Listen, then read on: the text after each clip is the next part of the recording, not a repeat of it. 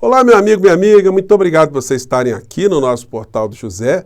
Hoje para mais um encontro num final de dia que foi repleto de muitas emoções e de filas que não param de andar, conforme eu mostrarei aqui para vocês no nosso encontro de hoje. Fora do nosso país, infelizmente, situações muito graves continuam a se suceder.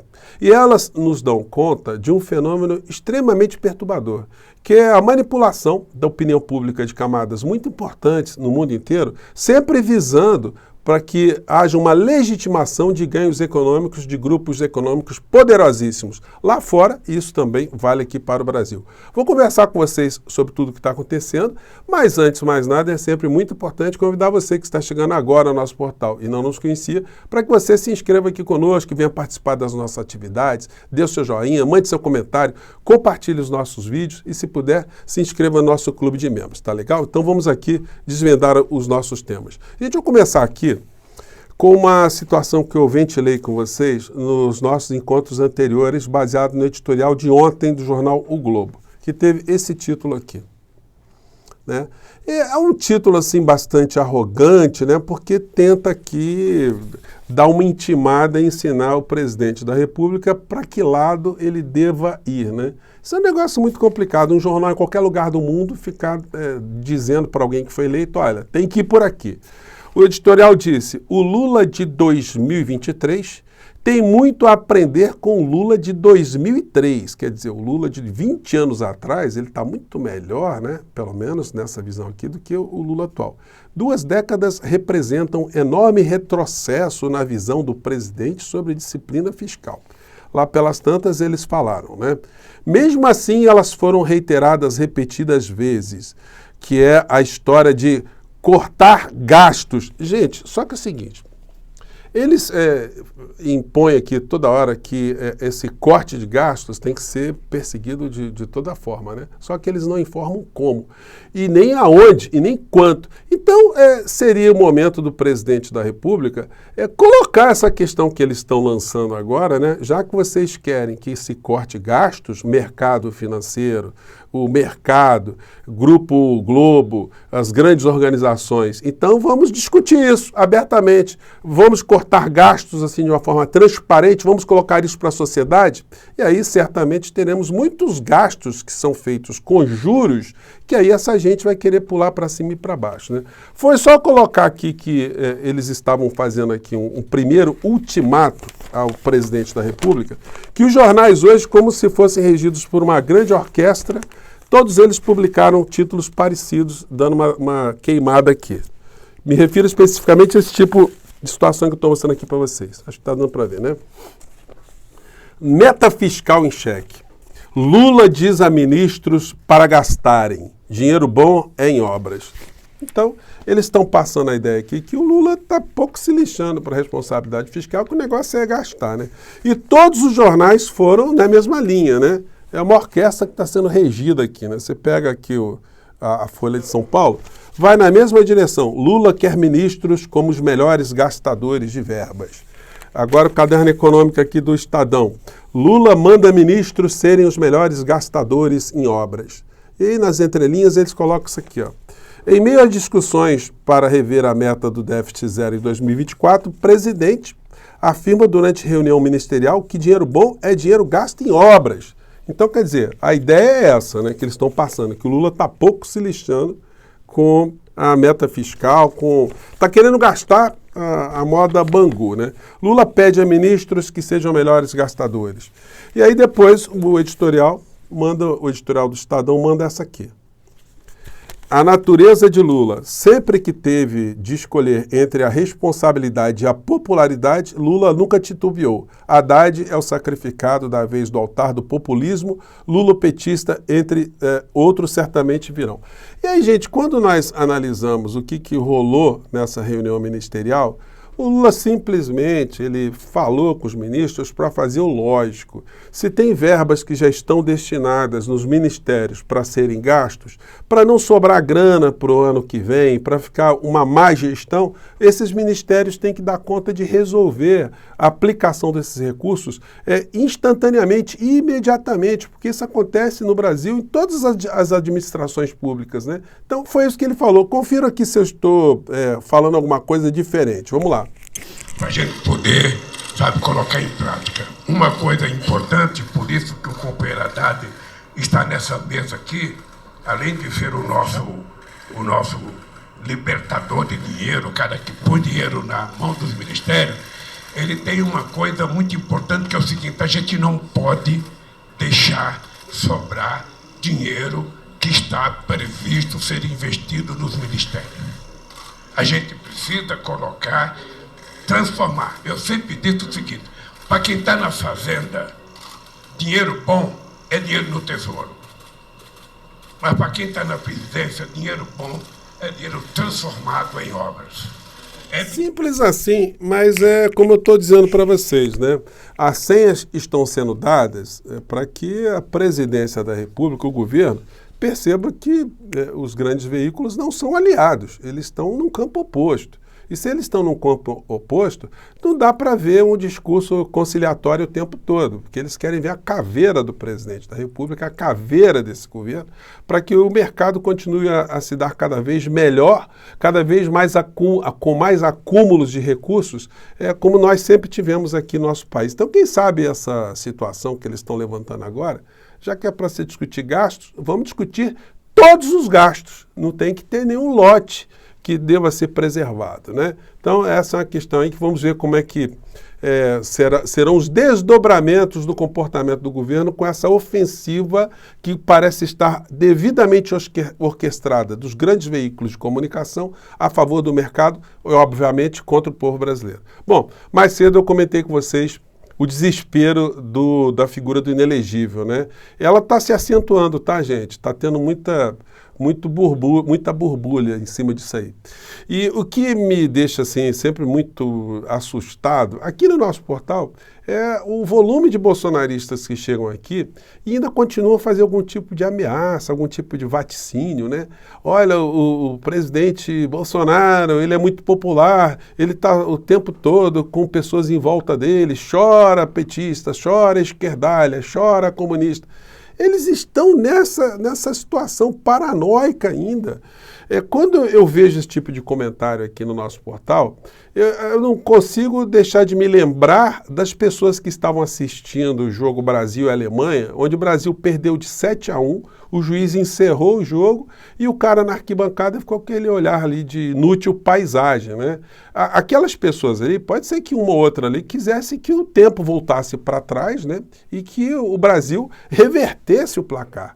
Mas isso jamais aconteceria, porque o jogo acabou.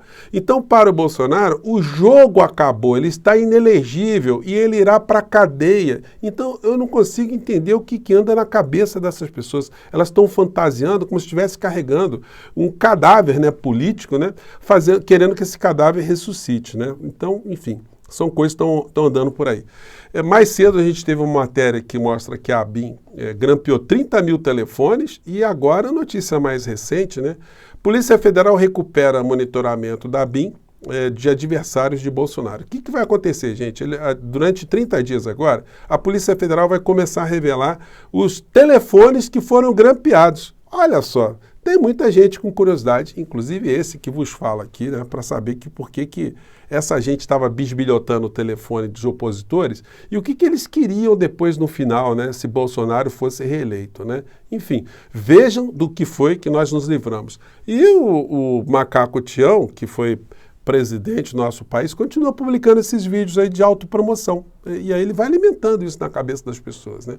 Como muitas pessoas que assistiram o nosso encontro hoje mais cedo pediram, vou repetir aqui rapidamente o vídeo que pouca gente estava tendo conhecimento, que foi feito por um aliado ali do ex-presidente da República, mas acabou vazando, né? Mostrando ali o momento que ele teve a informação, há um ano atrás, que ele estava fora, que ele tinha perdido as eleições. Vamos ver aqui esse trecho aqui de novo? Vamos ver se vai dar para passar aqui. Vamos lá. Às 19 horas e 57 minutos, Renata Lopretti chamando minha atenção para este momento. Você está vendo na tela a cor pintou. A Justiça Eleitoral acaba de confirmar a vitória de Luiz Inácio Lula da Silva do PT na disputa da presidência. Aí, olha só, gente, ele foi consolado ali, o sanfoneiro macabro. Tem outra mãozinha ali que é do Magno Malta, né? Gente, muitas pessoas escreveram aqui nos comentários, né? Olha, ver esse tipo de cena não tem preço, né? Ele ali, enfim. E o restante a gente já sabe, né? Foi tudo aquilo que acabou desembocando no dia 8, né, de janeiro aqui no nosso país. Gente, retomando aqui, porque eu citei para vocês a manipulação que está acontecendo da opinião pública, né? Eu queria chamar a atenção de uma situação aqui para vocês que me ocorreu quando eu fiquei refletindo sobre esse placar na Assembleia Geral da ONU, que aprovou a resolução que pediu o fim de embargos econômicos dos Estados Unidos sobre Cuba. 187 países disseram: Estados Unidos, parem com o bloqueio a Cuba, deixe Cuba respirar, deixe Cuba se relacionar com o resto do mundo. Eles não estão fazendo mal a ninguém. No entanto, os norte-americanos vetaram. E esse veto foi acompanhado apenas por um país, Israel. Agora vejam só, qual é a lógica humana disso, né? Da sociedade de Israel, que tem ali representado ali o seu governo, está sofrendo o que eles estão passando nesse momento, e estarem colocando ali o fato de terem sido vítimas de um atentado terrorista e, portanto, estão reagindo de uma maneira absolutamente descomunal, como nós estamos vendo, né?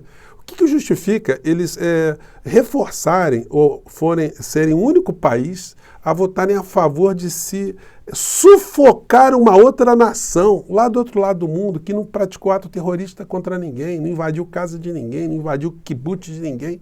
Por que se tem esse tipo de comportamento? É uma situação absolutamente incoerente.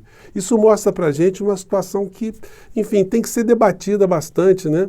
E o comportamento da Ucrânia, que está aí tentando ganhar cada vez mais a opinião pública do mundo para sua causa, simplesmente dizer, olha, o que está acontecendo com Cuba, deixa para lá, né? Então são incoerências, né, que nos mostram aí como é que existem situações na humanidade que, enfim, só depois que passam é que a gente pode ter uma melhor reflexão. Estou falando isso porque o mundo inteiro sofreu uma manipulação muito grande quando foi em 1990, 91, para que os Estados Unidos, para conquistar cada vez mais interesses econômicos ou riquezas para grupos econômicos nos Estados Unidos, apresentou a versão que havia armas de destruição em massa no Iraque e, portanto, era necessário se fazer uma guerra preventiva.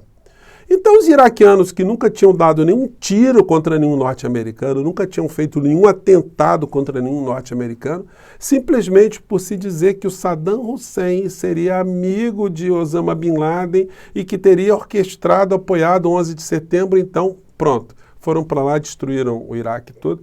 E uma figura que foi na Assembleia Geral da ONU falar sobre isso foi o Colin Powell, que mostrou aqui, estava mostrando aqui um frasquinho, né? Olha, isso aqui pode conter arma biológica que pode ser jogada através de um drone, enfim, e se isso chegar a algum lugar, como nos Estados Unidos, aí mostrando a foto do drone, enfim, uma encenação gigantesca que mais à frente ele mostrou que foi um grande engodo para se apoderar das riquezas do Iraque.